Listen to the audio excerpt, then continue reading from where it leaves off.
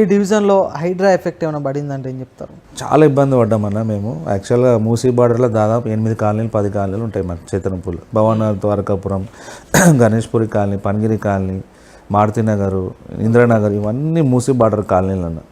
ఆ కాలనీలో ఉన్నప్పుడు ఇంతకుముందు ఎమ్మెల్యే గారు మూసీ చైర్మన్ ఉన్నప్పుడు కనీసం నాది కూడా మూసీ బార్డర్ అపార్ట్మెంట్ ద్వారకాపురంలో. కానీ ఎక్కడ కూడా ఒక సమస్య రాకుండా, అసలు ఒక ఇల్లు కూడా కూలగొట్టకుండా కట్టాలనే ప్రతిభాంతన ఆ రోజు కేసీఆర్ గారు, కేటీఆర్ గారు, సుధరణ గారు ప్రపోజల్ చేయడం జరిగింది.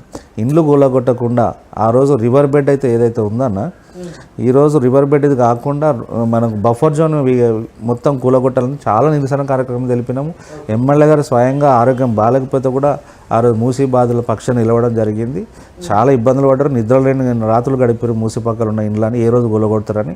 మా అపార్ట్మెంట్లో 5 ఫ్లోర్లు ఉంటాయని, 20 ఫ్లాట్స్ ఉంటాయి. మా అపార్ట్మెంట్ వాళ్ళు రోజు నిరసన చేసి రోడ్డు మీద కూర్చునే పరిస్థితి.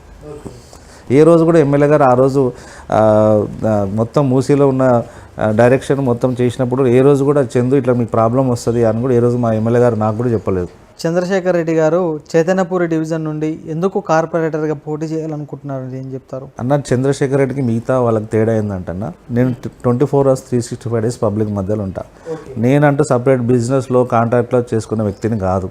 నేను కేవలం ప్రజాసేవకు చేయడానికి రాజకీయంకి వచ్చిన, అదే పనిలో ఉన్న.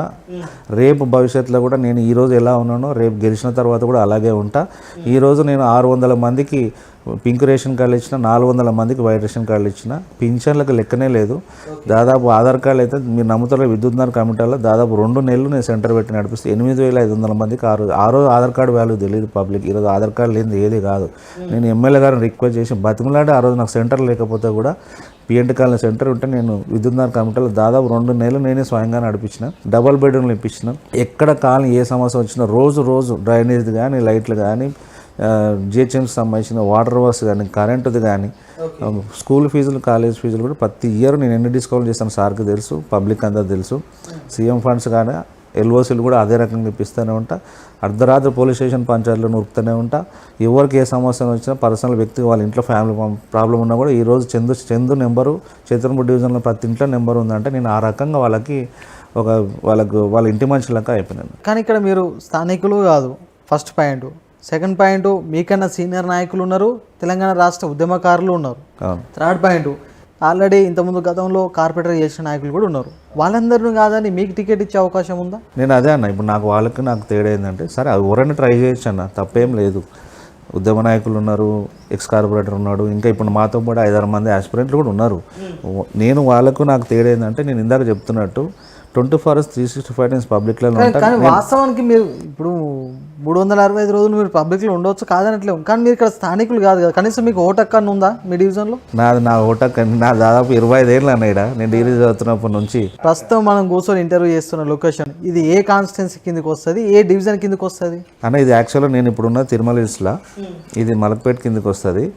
అయితే యాక్చువల్గా నాది ద్వారకాపురంలో. కనీసం మీరు ఉన్న ఇల్లు కూడా, మన ఇంటర్వ్యూ చేస్తున్న ప్రదేశం కూడా, మీరు నివసిస్తున్న ప్రదేశం కూడా అది మీ డివిజన్ కిందకి రాదు, మీ కాన్స్టిట్యున్సీ కిందకి రాదు. అదే ఇప్పుడు ఇప్పుడు ఉన్న ఆస్పిరెంట్లు అందరూ కూడా మీరు కనుక్కోండి ఎవరు డివిజన్లో అంటే. నేను యాక్చువల్గా షిఫ్ట్ అయ్యి 1.5 year అయింది.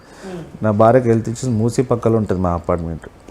ఆ హెల్త్ ఇష్యూస్ వల్ల ఒక 1 year 1.5 year కొంచెం ఆమెకి రెస్ట్ అవసరం గవర్నమెంట్ ఇచ్చారు. నా భార్య తనకు హెల్త్ ఇష్యూస్ వస్తున్నాయని చెప్పి తన కోసం నేను ఫ్యామిలీ షిఫ్ట్ అయ్యడం జరిగింది. ఇప్పుడు నెక్స్ట్ మంత్ కూడా నేను ద్వారకాపురం షిఫ్ట్ అవుతాను. నాకు ఇల్లు ఉందాడ సొంతంగా. నాకు ఓటక్కు ఉంది, మా అమ్మకు ఉంది, మా నాన్నకు ఉంది, నా భార్యకు ఉంది, మా తమ్మునికి అక్కడే ద్వారకాపురంలో నా ఉన్న సొంత ఇంట్లోనే ఓటక్కు ఉందన్న. నైట్ మాత్రం రాత్రి మాత్రమే ఇక్కడ ఉంటాను. నేను మళ్ళీ మార్నింగ్ లేసాను, నైట్ దాకా నేను